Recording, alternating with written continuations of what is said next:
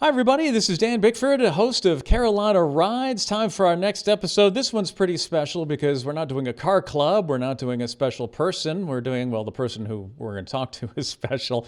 But we're actually going to talk about a road. This is going to be a little bit different. First, I do want to let you know that if you are interested in following us, we've got several social avenues you can follow on Facebook, on YouTube, and also on Instagram. You will also find, not long after we air this fresh on our WSPA Plus streaming service, you will also find that we will have this available in full length on YouTube. So we will have all of that activity up there. Having said all that and gotten those pleasantries done, many of you are familiar with the company Hagerty. They're a classic car insurance company. Well, they also have something called the Hagerty Drivers Club. If you're a part of that, you're familiar with it. And if you're not a part of it, you can be familiar with it. They put out a great magazine. In fact, here is a copy of it right here. It's not just about cars themselves. The beautiful thing about this is it's really more about, if you haven't seen it, a cover-to-cover read, not only about the cars, but a story really, and a lot of stories really have to do with the relationships between the cars, the owners, and our relationship and our love with cars. Now, recently, in that issue I just showed you, they named the Cherohala Skyway, a road that runs from Robbinsville, North Carolina, that's Graham County, North Carolina, so that's technically our backyard, to Tellico Plains, Tennessee, as their Road of the Year.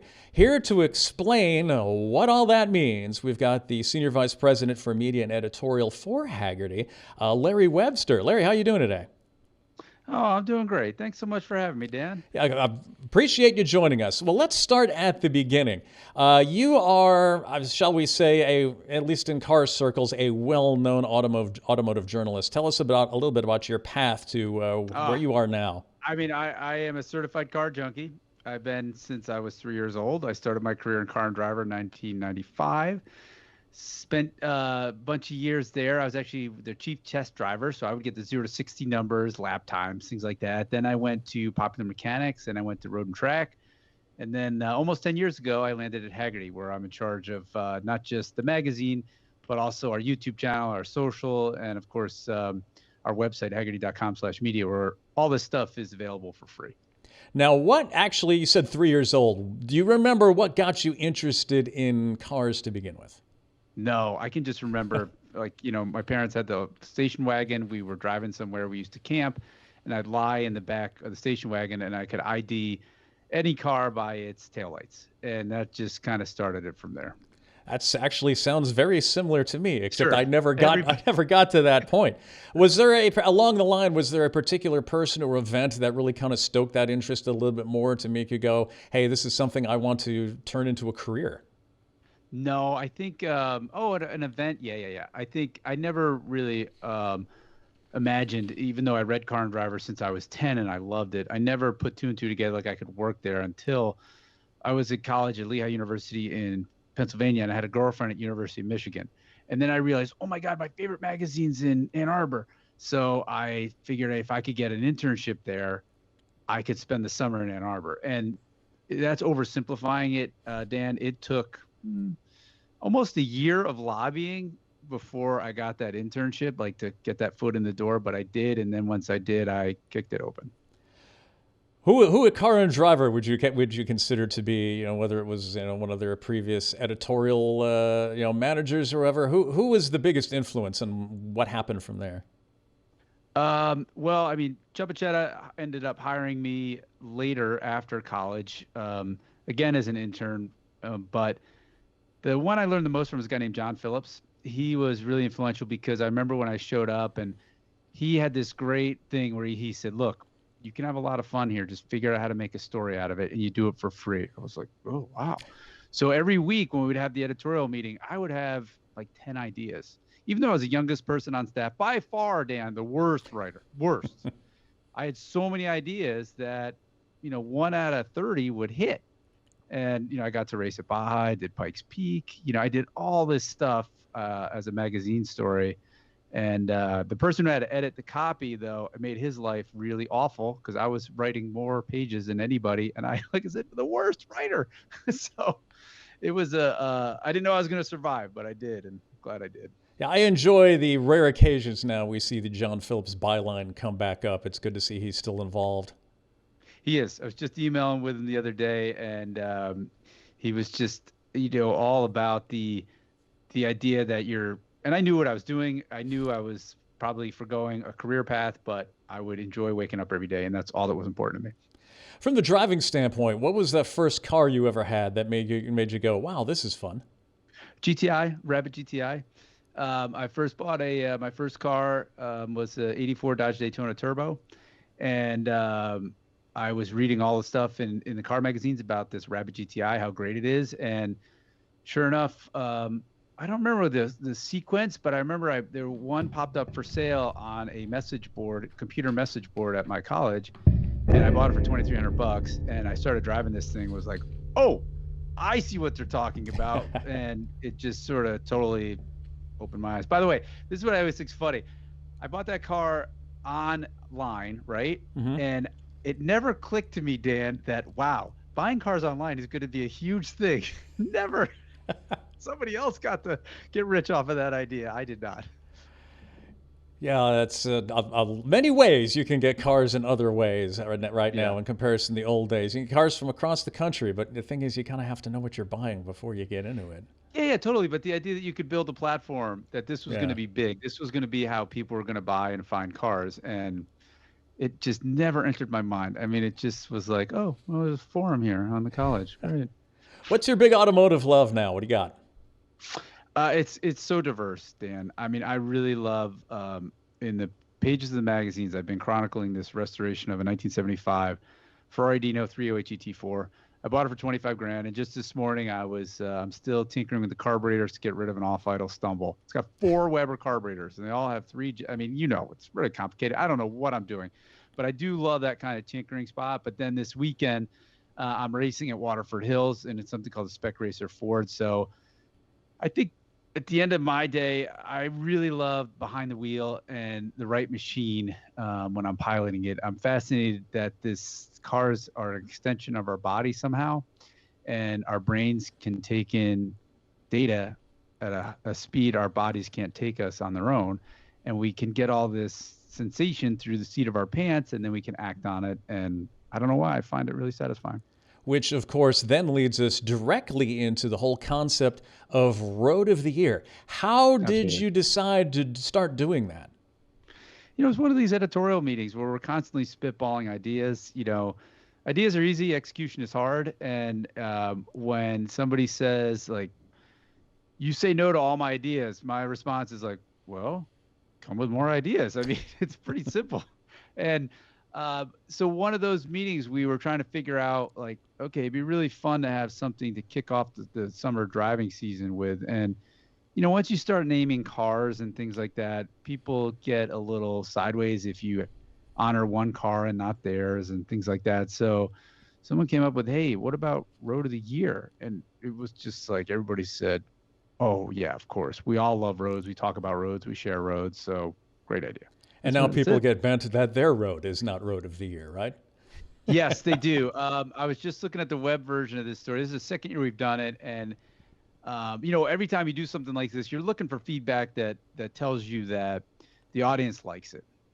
And, of course, in the print world, you had this luxury where the audience never really said anything. So you could just do what you want. But now, of course, we have all this digital feedback. And I was looking on our digital article, and has 3 pages of comments. So it did get people talking, and I was reading through the comments, and a lot of it was, why are you telling everybody? I mean, this road is in your backyard. You probably know it really well, right? Been on And it. yeah, I'm sure you have. And so they're saying, why did you tell everybody? The secret's out. And I get it, but not that many people go do this sort of thing.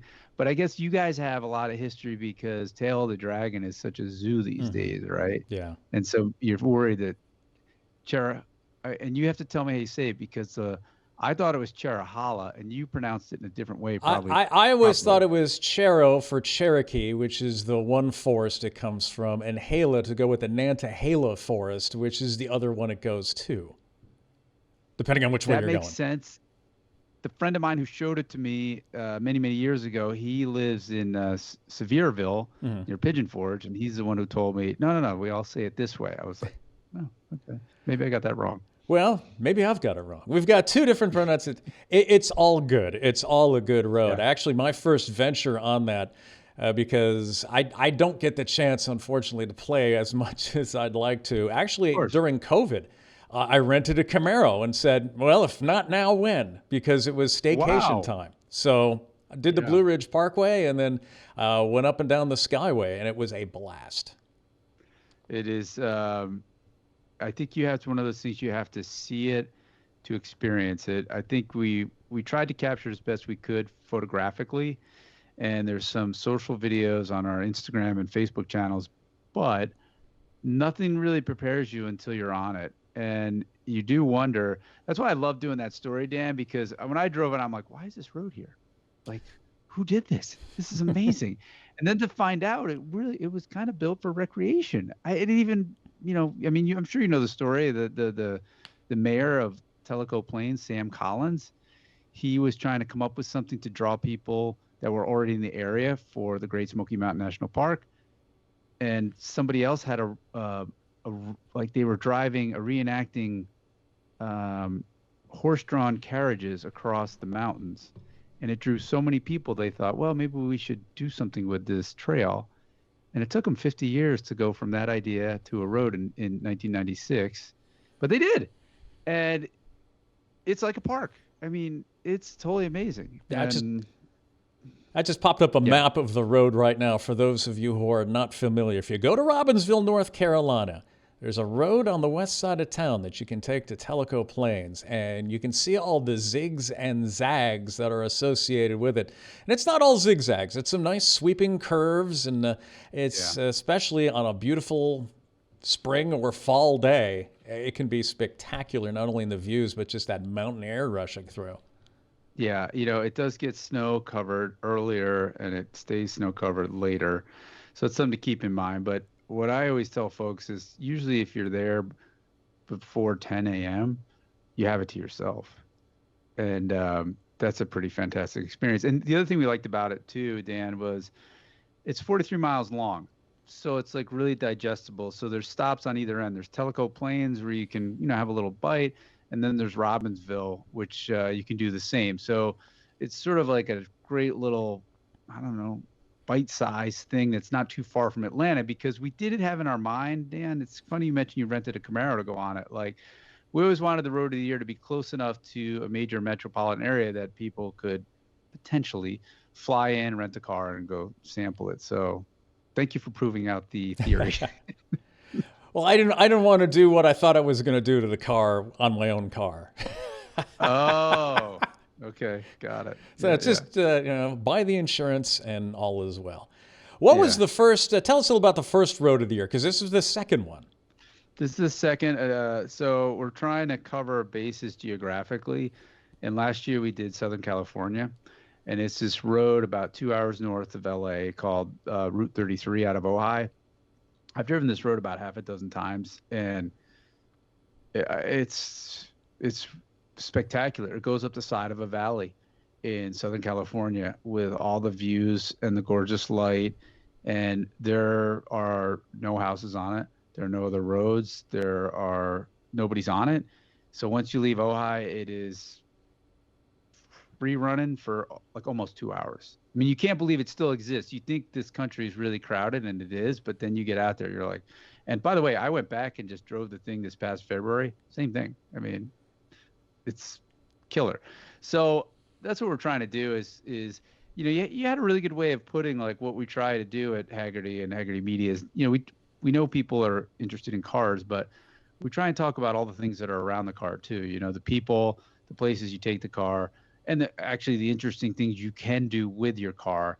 And so at the end, like maybe they don't go to these road of the years, but we're hoping to inspire folks to use their cars. I mean, at Haggerty, that's what we exist for. We enable We want people to use them, have fun with them, and show people else why they're so great. Yeah, the enjoyment is in that drive. We are going to take a Yeah. quick break here, and we're going to go a little bit more into detail about the Cherohala or Cherohala Skyway, depending on which side of the state line you're from, apparently. We'll be back with Larry Webster in just a moment. Stay with us. Hi, everybody. We're back with Larry Webster. We are talking about, as I mentioned, the Cherohala or Cherohala Skyway, depending on which side of the line you're on. I'm setting up something here. I'm looking away from the camera because I'm setting up some pictures that we are going to show that are from your website. And it's kind of a little slideshow that goes through some of the pictures from the drive. Tell me about, because I understand you took your own Corvette up here.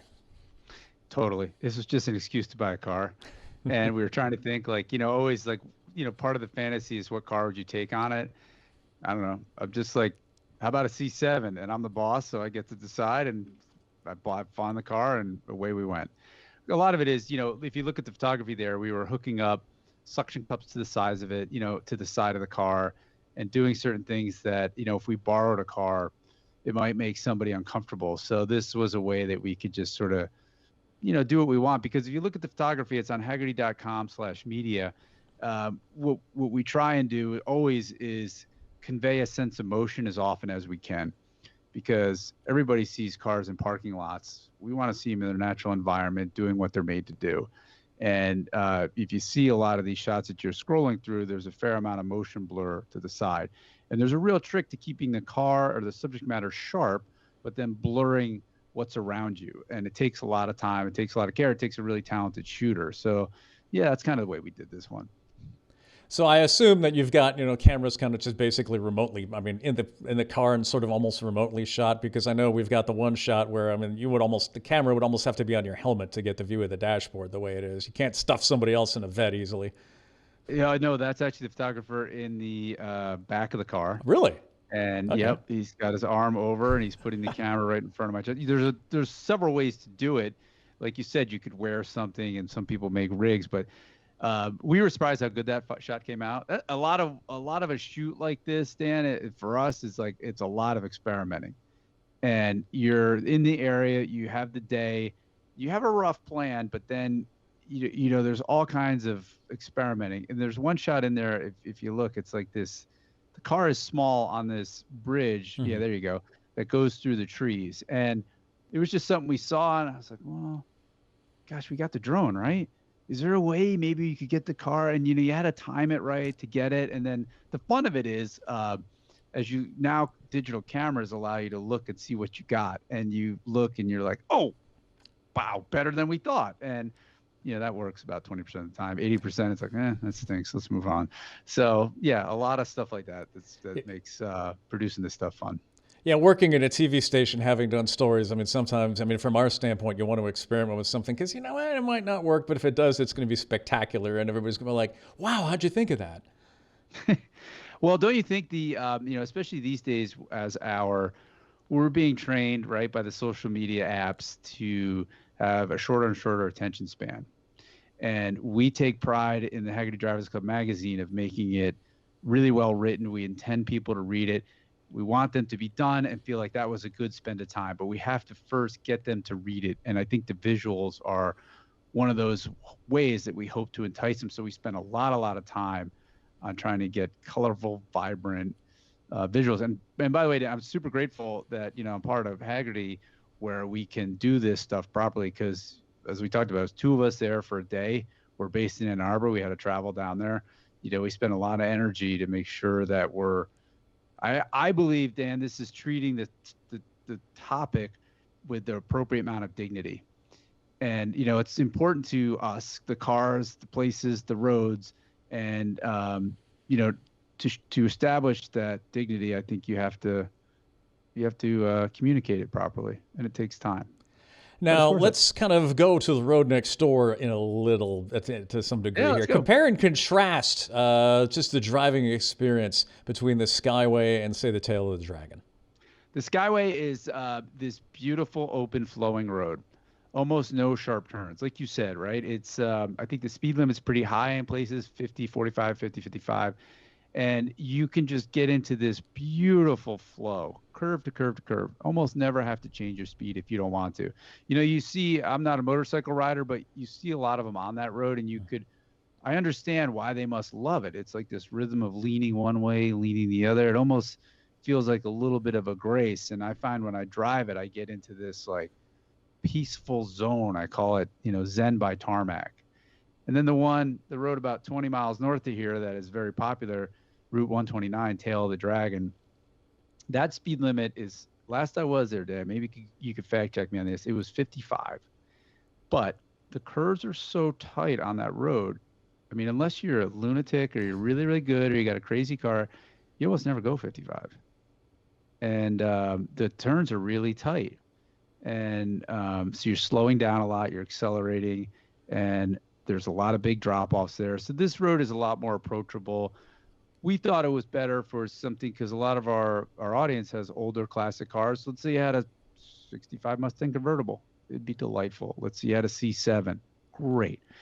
So I think it's suitable to almost any vehicle. So, I mean, you're local. Does that make sense? Yeah, well, that's one of the nice things I like about the Skyway, too. A lot of places, it's kind of open. And to kind of give it that, what you mentioned with the motorcycles, I mean, you've got such a view that where you can just kind of cruise along, wind in your face, enjoy the road. And I think that's what kind of makes it a little extra special. Yeah. Yeah, Tail of the Dragon is, I'm hearing from the locals that I did a story there once where I found the fastest guy on the Dragon, and I brought a Ferrari to race him. And it's really fascinating. They all know it's like there's a turnout in Tennessee, and then the end is that motel. It's about 10 miles, and they run it at night, and they time themselves, and they all know what a good time is. And it was about 10 minutes when I was there 15 years ago. And I think now there's guys out there with McLarens and really crazy supercars doing it in 9. And they know it so well. They all go, like I said, in the middle of the night when it's pitch black and nobody's there. But it's much different feel to what we wanted to communicate with the Cherohala, which is not that. What is you took the Corvette up there. Is there any other post-2000 car that if you came back, you would be like, hey, I want to try this? I mean, I'm a huge Miata fan. That would be a delightful car on this road, very approachable. I mean, the Mustangs built since then are so refined. They're basically alternatives to BMW coupes. There's almost really no bad choice. I think you could enjoy this road in almost anything post 2000. Someday, I just recently received, because my parents are getting to the age where they don't drive all that much. My mom had a 2010 Miata, which I now own. Oh, and you live there? So someday it's going up there. Just getting a couple things taken care of it, and then someday I'm going to launch it. I would just buzz up there early one morning, just come back. Don't overthink it. Now, going to the previous generation, is there a particular classic or two you'd love to take there? Same thing. I mean, anything would be fun. You can cruise this road. You can generate G-forces. You can do kind of any of those things. I mean, I think the classic one is the 50s British Roadsters, the sports cars, which are now, I mean, that's Triumph TR3s, Jaguar XK120s, MGTCs, TDs, TFs. Any of those would be, I mean, I could just imagine those engines have this really alluring kind of throatiness to them, and hearing that and the turbulence would be really quite something.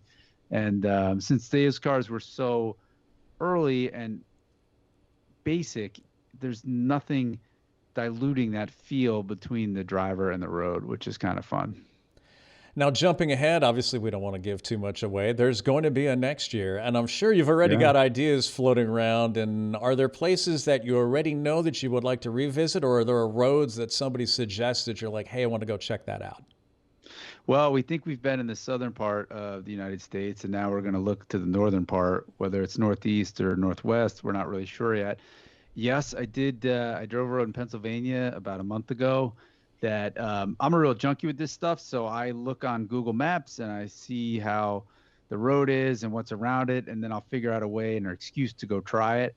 And I think I know everything, but then this one, I wasn't sure what to expect. It was way better and a lot fewer traffic. So I was like, huh, okay. And there were some other people with me. So he said, wait, maybe it's this one. So we're sort of like in the nomination process, because to get this out for next June, we got to shoot it this year. So we'll be making the call in the next couple of months.